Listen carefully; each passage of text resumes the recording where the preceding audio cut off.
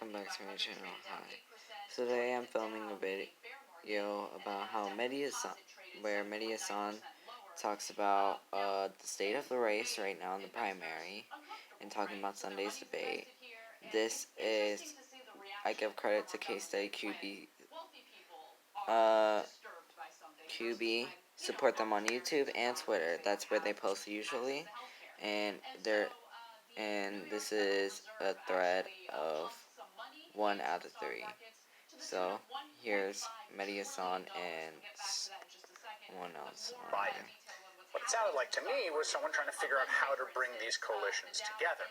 To talk more about this, I'm joined by Mehdi Hasan, columnist of The Intercept, host of the Deconstructed podcast, and Brittany Packnett-Cunningham, co-host of Pod Save the People, and a former member of President Obama's task force on 20th century policing. Brittany, let me start with you. What was your sense of the combination of last night's Biden victory, the Biden speech, which also was fairly olive branchy about Bernie Sanders, and Sanders' speech today? I think that this is an acknowledgement that the power has and always will belong to the people. That when it comes down to November, we need folks all across the left to show up. We need young folks, we need older folks, we need people in between, we need people of all races. And in order to defeat Donald Trump, that coalition is going to have to come out in droves. So both of these candidates recognize that they have to bring their groups together in order to get that done. And it's a message, frankly, that I respect. Look, progressive policies are always more important than any single politician. I hear Bernie Sanders is saying he's going to push Joe Biden on that on the debate stage to make sure that those policies have a place in the White House, even if Bernie Sanders doesn't. Yeah, and then it was interesting. He talked about the debate on Sunday night. It'll be the first one-on-one debate. He was very clear that he will be there. It'll be done with no audience for reasons of the coronavirus. But he was very specific about what he's going to push him on, sort of focusing on what the priorities of the Sanders campaign has been. Yeah. There's no gotchas coming from Bernie Sanders. He literally said it on camera. This is what I'm going to ask you, Joe. Climate change, inequality, healthcare, racist criminal justice system, billionaires and big money in politics. He laid it all out. These are the issues we know that Bernie Sanders cares about, has campaigned tirelessly on for years. And I think he now knows he can't win, so he wants to see, can he get Joe Biden to move? Which, from a Democratic Party perspective, I get the logic of. Bernie doesn't want to go in there and cripple Biden, kneecap him. Wait, it's buffering. See, 6 more seconds left, and then I'll pop. Oof, here we go again. Biden. What it sounded like to me was someone trying to figure out how to bring these coalitions together. To talk more about this, I'm joined by Mehdi Hasan. Here's the second clip. You know, from an outsider perspective, just looking at it from a pure political point of view, the Democratic Party are going to be nominating Joe Biden, who's going to be going into a general election against Donald Trump, perhaps the most ruthless, amoral person to ever run for president. And he won't have actually done a debate, a proper debate, what we would call a one-on-one, tear strips out of each other, be held to account kind of debate. On Sunday, it's going to be two guys sitting at a table chatting about policy in an empty room. Great, but it's not quite Elizabeth Warren tearing apart Michael Bloomberg, is it?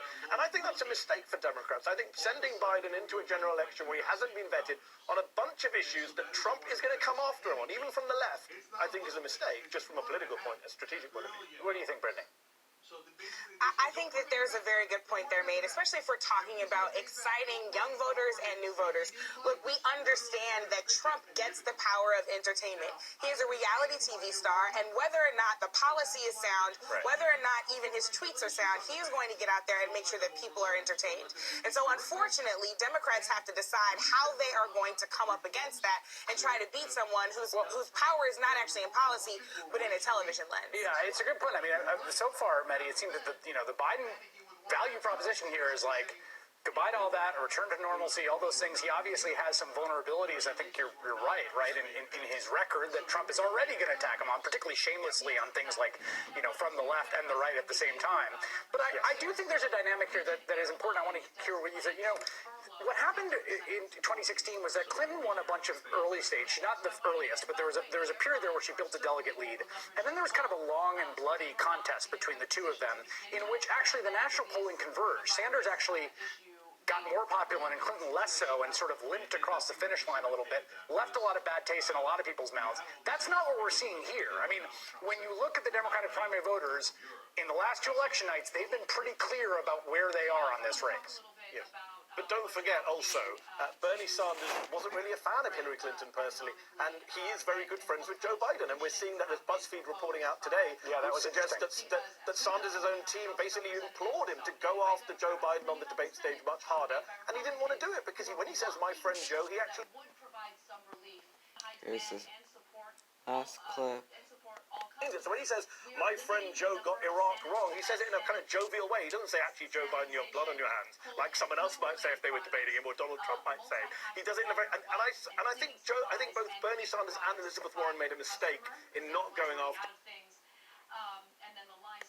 Joe Biden's awful record over the last year.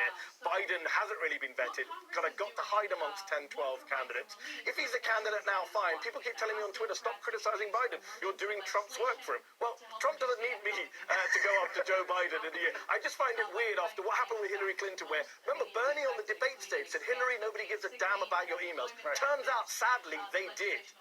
And she should have had a better defense of it. Maybe she would have done had they engaged in the primaries. They are going to go after Biden over his age and his coherence and his Iraq war vote and his bankruptcy bill and his crime bill. It's good good if he has some defenses now. Mehdi Hasan and Brittany Packnett-Cunningham, thank you so much for making time tonight. So when he says, "my friend Joe got Iraq wrong," he says it in a kind of jovial way. Yeah, so basically Mehdi Hassan's right about how Joe Biden would not even survive a debate, and how basically Bernie is giving Joe Biden warning shots, and how basically Biden would get destroyed by Trump. Even Brittany, she brings in some good points, like you saw in the clips as well. Yeah. So Mehdi sounds right about all of his record, because Bernie might go into his record, and it's true about how Bernie is too nice. Bernie needs to stop. Bernie, it's a fact. He thinks if he attacks him on his record, it's going to be a personal attack. Well, it's not really a personal attack, it's just a political fact. That's the one thing. It's a fact. I get how Bernie is a nice person, but it's a fact. And also that how basically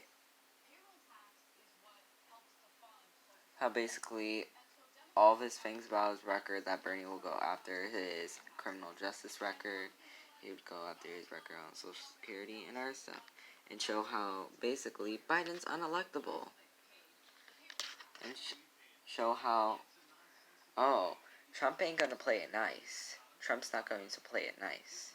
He's going to hit below the belt. Yeah. So Mehdi Hassan has a good analysis on here. Hey guys, bye. Goodbye. Make sure to go on KSAQB's YouTube channel and Twitter. Bye. Like, share, and subscribe.